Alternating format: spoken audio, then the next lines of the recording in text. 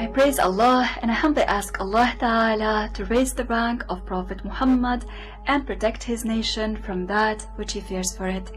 Thereafter, many people ask whether the person is driven without a will, without a choice, or whether the person is given a choice. The answer to this question is that the person has a will, but his will does not occur without the will of Allah.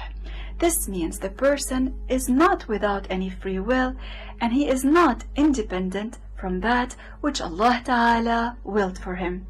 The will of Allah is eternal and everlasting, and the will of Allah, as all of his attributes, does not change.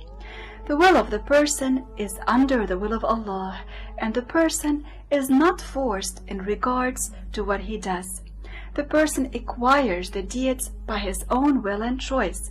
However, whatever he willed is what Allah Ta'ala eternally willed for him. Everything that happens in this universe until the day of judgment, and what is beyond that, which has no ending, is by the will of Allah, with his knowledge, and by the destining and creating of Allah Ta'ala. This is the creed of all prophets. This is the creed of Muslims. However, goes against that would be contradicting the Qur'an, the sayings of the Prophet, and the consensus of Muslim scholars. Allah Ta'ala said in Al-Qur'an, وَكُلَّ شَيْءٍ خَلَقْنَاهُ بِقَدَرٍ.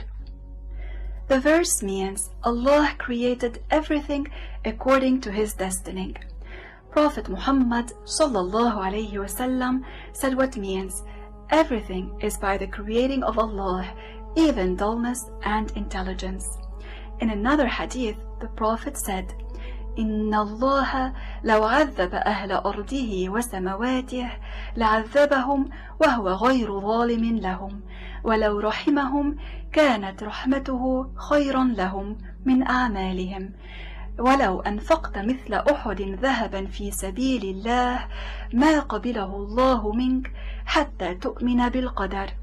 This means, if Allah were to torture all those on earth and in the skies, he would torture them without him being unjust, and if he were merciful to them, then that would be an endowment from him without him being obligated to be merciful to them.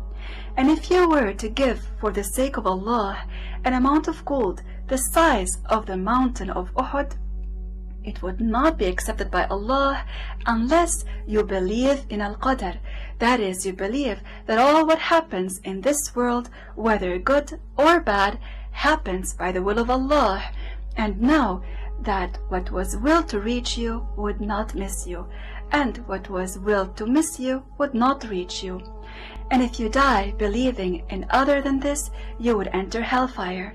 This means you would not be a Muslim. May Allah Ta'ala end our lives on a good status.